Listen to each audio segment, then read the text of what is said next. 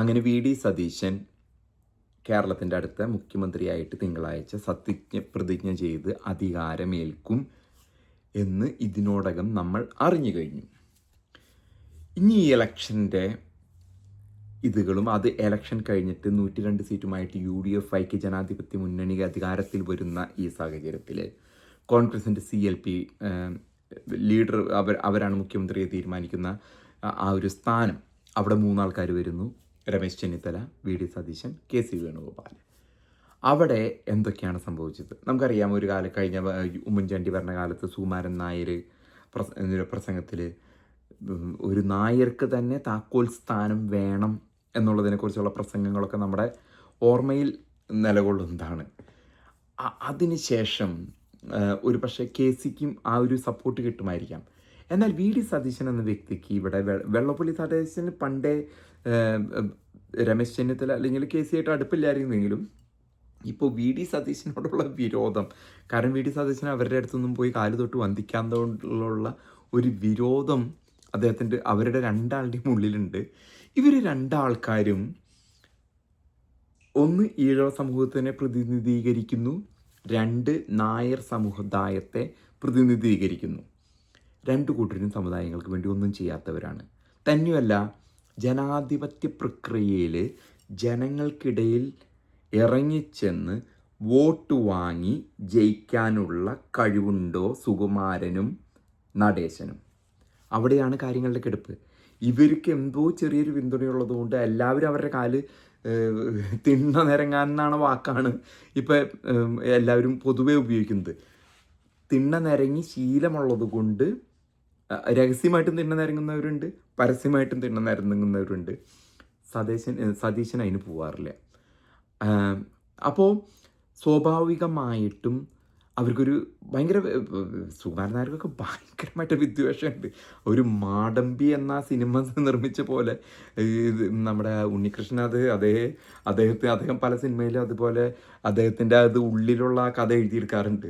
അതെന്ന് പറഞ്ഞാൽ ഒരു മാടമ്പി സ്വഭാവം വെച്ച് പുലർത്തുന്ന വ്യക്തിയാണ്. ചെവിയിൽ പോടെയുള്ള നായർ അദ്ദേഹം തനി അവിടെ വന്ന് കാല് തൊടണം എന്ന് ആഗ്രഹിക്കുന്ന ഇഷ്ടപ്പെടുന്ന ആളാണ്. അതിന് മേലെ വരുന്നവൻ അദ്ദേഹത്തിൻ്റെ മുഖഭാവത്ത് അത് എഴുതി വെച്ചിരിക്കുകയാണ്. ശ്രീമാൻ NSSൻ്റെ ഇതിനു മുമ്പ് നാരായണ പരിക്കർ ഒന്നിരിക്കുമ്പോൾ അങ്ങനെയുള്ളൊരു പ്രകൃതക്കാരനായിരുന്നില്ല നാരായണ പരിക്കറായിരുന്നു. പക്ഷെ മന്നത്ത് അദ്ദേഹം മന്നം പത്മനാഭൻ്റെ ആ ഒരു കസേരയിലിരിക്കുന്ന അദ്ദേഹം അതിലും എളിമയായിട്ട് പെരുമാറേണ്ടതാണ്. അദ്ദേഹത്തിൻ്റെ കുടുംബത്തിനെ പറ്റിയും അദ്ദേഹത്തിൻ്റെ മക്കളെ പറ്റിയൊക്കെ സർട്ടിഫിക്കറ്റുകൾ ഉണ്ടാക്കിയതിനെ പറ്റിയൊക്കെ ഒട്ടനവധി കഥകളുണ്ട്. അപ്പുറത്ത് വി.ഡി. സതീശന് കിട്ടിയിരിക്കുന്ന പിന്തുണ മുസ്ലിം ലീഗിൻ്റെയാണ്. ഒരു പരിധിവരെ നമ്മളെല്ലാവരും മുസ്ലിം ലീഗിനെ തള്ളിപ്പറയുമ്പോഴും അവർ വോട്ടെടുത്തില്ലേ, ജനാധിപത്യ പ്രക്രിയയിലൂടെ വന്നവരാണ്.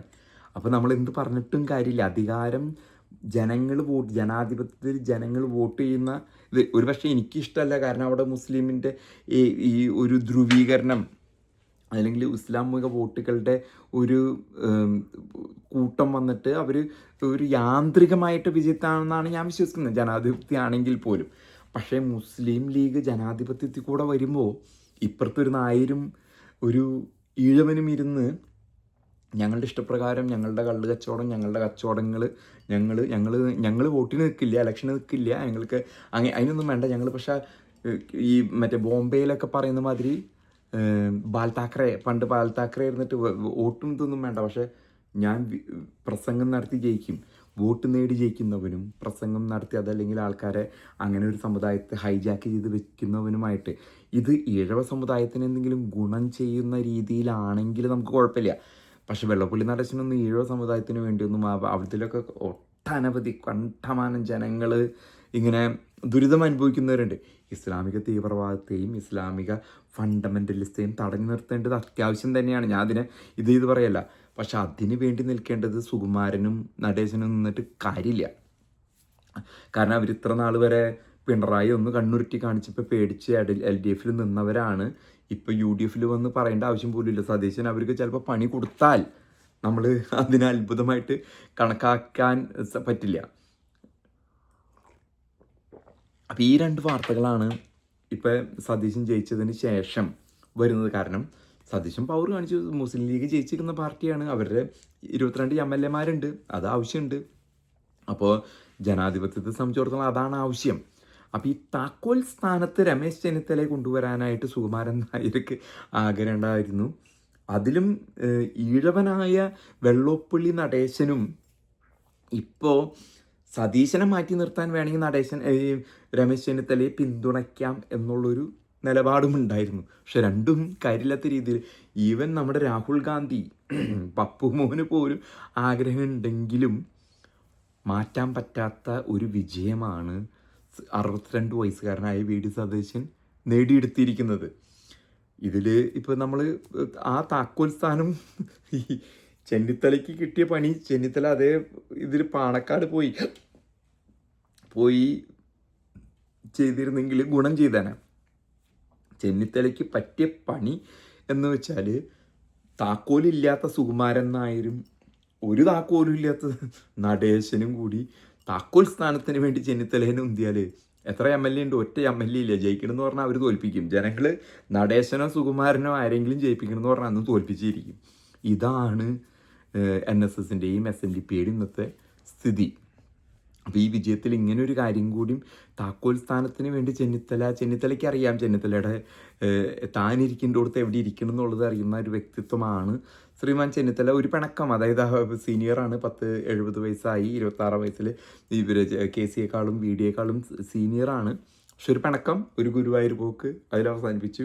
ആഭ്യന്തരം കിട്ടിയാൽ കിട്ടി എന്നുള്ളൊരു രൂപത്തിൽ ചെന്നിത്തല അവസാനിപ്പിക്കും ശ്രമിച്ചു എന്നുള്ളത് മാത്രമാണ് ചെന്നിത്തലയെ സംബന്ധിച്ചിടത്തോളം. പക്ഷെ സുകുമാരനെയും നടേശനെയും സംബന്ധിച്ചിടത്തോളം ഇതൊരു ചെകിടത്ത് കിട്ടിയ അടിപോലെ. കാരണം പിണറായിയുടെ കൂടെ ഇലക്ഷന് നിൽക്കുകയും ചെയ്തു. ഇപ്പുറത്തൊന്നും അഭിപ്രായം പറയാനും പറ്റൂല. മുസ്ലിം ലീഗ് കാരണം പണ്ടൊക്കെ ഇത്തിരി ലീഗ് ഉള്ളിക്കോടെ വർഗീയത കളിക്കുമ്പോഴും നടേശനും സുകുമാരനും ചെറുതായിട്ടൊരു വർഗീയവാദം കളിക്കാൻ നോക്കി. അതൊന്നും നടന്നില്ല എന്നുള്ളതാണ് വാസ്തവം. താക്കോല് കുത്തിക്കയറ്റി, ചെന്നിത്തലയ്ക്കിട്ട് താക്കോല് കുത്തിക്കയറ്റിയ മാതിരിയാണ് ഇപ്പോഴത്തെ സ്ഥിതി.